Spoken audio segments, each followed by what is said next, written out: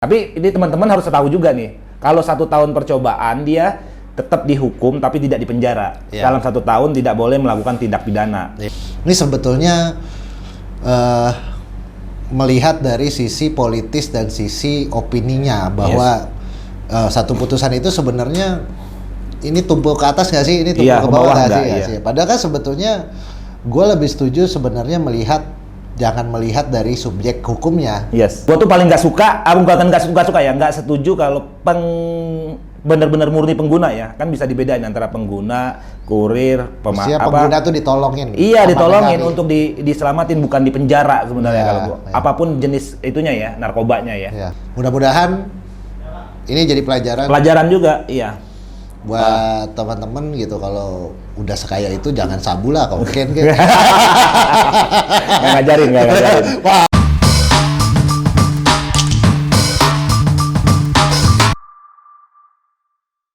Oke, kembali lagi ke channel The Big Talk. Sebelumnya subscribe dulu. Iya, kalau sebelumnya nonton untuk membantu channel ini ya di subscribe dulu, di like, komen, dan share lah ke teman-temannya ya. Jangan lupa. Enak banget makannya.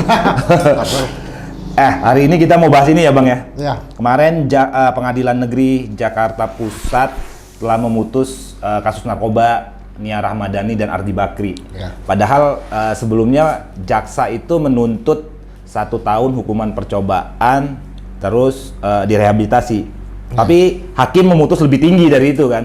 Jadi dipidana 1 tahun penjara, walaupun nggak ada perintah untuk melakukan penahanan sekarang ya. Iya betul. Jadi nunggu putusan ingkrah. Nah, menurut lu gimana tuh Bang dari putusan ini? Ya sebenarnya kan hakim dalam memutus suatu perkara bisa melakukan yang namanya ultra petita. Iya. Kalau dalam pidana ya? Ya, dalam pidana. Jadi hakim itu berhak walaupun jaksa dengan fakta dari persidangan berdasarkan keterangan saksi-saksi, bukti dan lain-lain menuntut suatu jumlah tertentu terhadap hukumannya, hakim berhak untuk memutuskan di atas tuntutan jaksa. Ya kalau menurut gue sih harus sebenarnya mungkin hakim punya pertimbangan lain, tapi yang gue baca memang pertimbangan hakim itu karena dia tidak masuk kriteria pecandu. Iya. Kalau kriterianya pecandu kan artinya pasal rehabilitasi yang dikenakan, gitu kan. Ya mungkin juga dari jaksa juga berpendapat kenapa dia menuntut percobaan karena merasa bahwa dalam tindak pidana narkoba ini baik Ardi maupun Nia ini bukan seorang bandar gitu. Emang udah kaya dari dulu, nggak perlu jualan narkoba juga. Tapi kan yang jadi masalah pertanyaan kan kok jadi kenapa jaksa nuntut segini, hakim jadi putusnya segini kan. Ekspektasi masyarakat juga mungkin ya putusan hakim sebenarnya akan sama dengan putusan tuntutan jaksa. Ya kan case-case sebelumnya kan udah banyak lah ya dituntut percobaan, putusannya percobaan. Tapi ini kan sebenarnya menjadi menarik karena seorang pesohor ya, petinggi bukan petinggi juga, pesohor negeri ini, artis, jadi banyak liputan ke kasus ini dituntut 1 tahun percobaan menjadi 1 tahun pidana kan? Iya betul. Tapi ini teman-teman harus tahu juga nih, kalau 1 tahun percobaan dia tetap dihukum tapi tidak dipenjara. Dalam 1 tahun tidak boleh melakukan tindak pidana.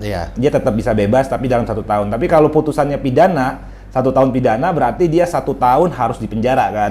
Gitu. Tapi kalau dia melakukan banding kan selama dia tidak ditahan, dia belum masuk dulu kan? Belum masuk, betul. Sebelum sampai dengan putusan itu ingkrah kan? Iya, betul. Karena tidak ada perintah langsung untuk melakukan penahanan. Tapi ini juga menjadi positif juga untuk pengadilan. Jadi dia nggak pandang bulu juga, Bang. Betul. Iya kan? Betul. Salah satu bukti bahwa hukumnya nggak tumpul ke bawah itu, dalam tanda kutip nggak tumpul ke bawah, tapi semua bisa kena. Tapi kalau gue sendiri sih gini sih Har, menurut gue gini, sebenarnya pada akhirnya orang-orang melihat bahwa setiap satu putusan atau satu tindakan dari aparat penegak hukum, baik itu eksekutif polisi maupun yudikatif untuk suatu pengadilan tertentu itu lebih melihat kepada untuk orang-orang khusus, orang-orang yang tersohor, politik, tokoh-tokoh politik dan lain-lain itu kok seakan-akan lebih kepada ini sebetulnya melihat dari sisi politis dan sisi opininya bahwa satu putusan itu sebenarnya ini tumpul ke atas nggak sih, ini tumpul ke bawah nggak sih? Padahal kan sebetulnya gue lebih setuju sebenarnya jangan melihat dari subjek hukumnya, bukan si terdakwanya, bukan si orang yang diduga melakukan tindak pidananya, tapi fakta-fakta yang terbukti di pengadilan itu seperti apa gitu. Itu juga termasuk kasus korupsi juga gitu kan. Kadang-kadang fakta dari pengadilan itu menyatakan sebenarnya orang ini nggak salah gitu, ya. Ini hanya masalah keberanian hakim aja ya? Iya, keberanian hakim aja. Sebenarnya hakim untuk memutus perkara yang faktor yang justru sekarang menentukan itu bukan dari fakta hukum yang diketahui dalam persidangan, tapi justru lebih kepada ada tekanan opini publik ya, tekanan politis, betul, dan lain-lain. Ya tanpa gua diskreditkan para yang mulia itu ya, para hakim yang mulia, cuman harusnya kan hakim ini kan di dalam hukum pidana ini benar-benar pemutus tunggal. Dalam arti bukan sistem Anglo-Saxon yang hakim itu hanya memastikan bahwa acara persidangan berjalan dengan baik dan memberikan sanksi gitu kan. Ini justru yang harusnya menurut gua yang adil, di mana hukum itu mencari keadilan, harusnya melihatnya dari sisi rasa keadilan masyarakat. Rasa keadilan masyarakat justru menurut gue bukan itu tapi justru lebih kepada fakta-fakta persidangan. Betul. Iya kan? Betul.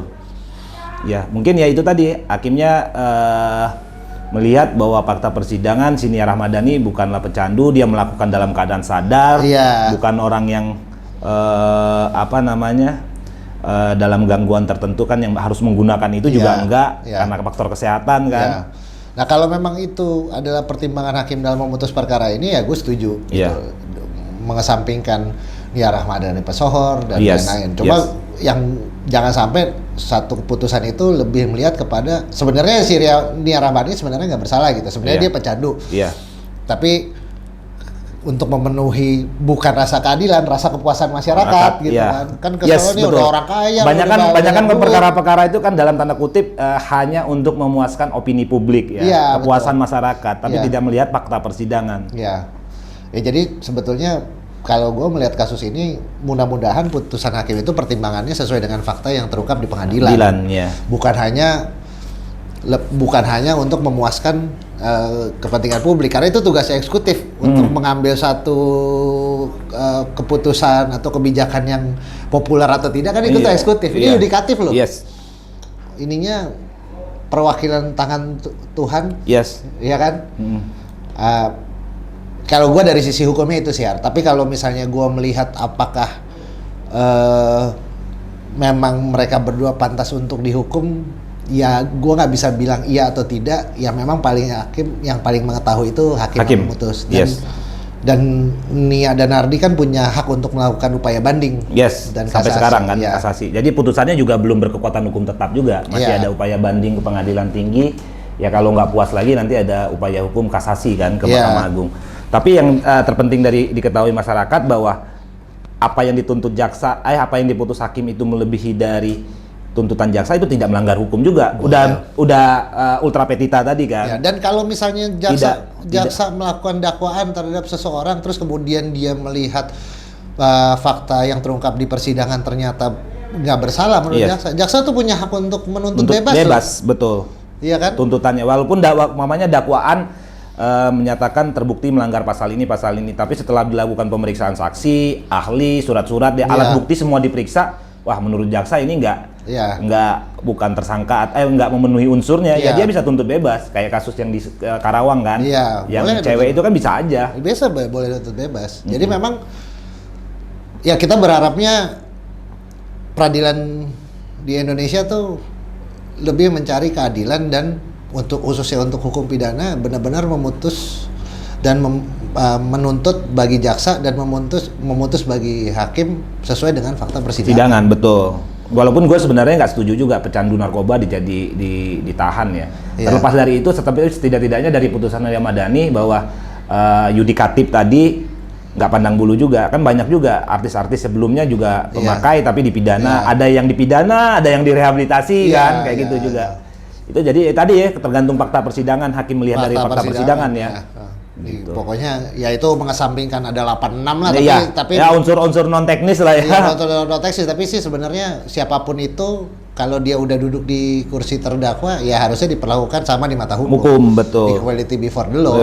Betul, sepakat kalau itu. Mudah-mudahan ini jadi Pelajaran juga, iya. buat teman-teman gitu, kalau udah sekaya itu jangan sabu lah kalau mungkin gitu. Nggak ngajarin. Masa sekaya itu sabu. Murah. Tapi ya itu tadi, kalau gue sih nggak setuju juga sebenarnya pemakai itu tetap di penjara. Tapi terlepas dari itu, yang gue sangat apresiasi dari putusan majelis hakim bahwa majelis hakim berani memutus terhadap orang-orang tertentu, dia berani putus sesuai dengan fakta persidangan aja. Betul. Kan banyak juga, kita nggak usah bisa di googling lah. Ada artis yang direhabilitasi, ada artis yang nggak direhabilitasi, ada yang artis yang nggak sampai ke pengadilan, tetap langsung direhabilitasi dari awal kan, gitu.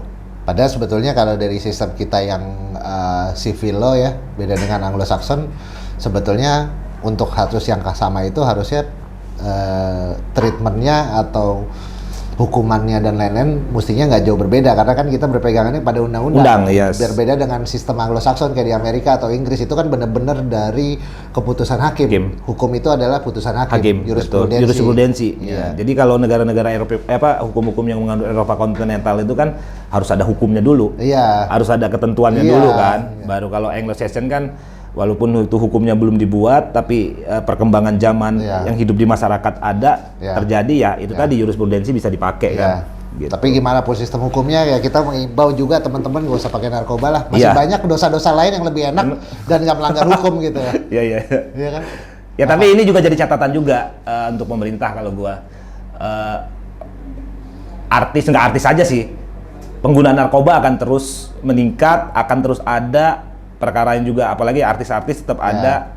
Ya yang gue tuh paling nggak suka, nggak setuju kalau benar-benar murni pengguna ya, kan bisa dibedain antara pengguna, kurir, pengguna tuh ditolongin. Iya, ditolongin untuk diselamatin, bukan di penjara sebenarnya kalau gue. Apapun jenis itunya ya, narkobanya ya, gitu. Minum lebih enak. Oke bang, gitu aja ya. Ya mungkin bisa jadi pelajaran lah bagi para penonton ya. Oke, sebelum tutup yang tadi yang di awal, jangan lupa di like, komen, subscribe, terus share dan kasih tahu ke kita, kalian lebih setuju Nia sama Ardi di penjara atau enggak? Enggak. Nah, ya dikasih di komen nanti ya. Oke. See you. Bye.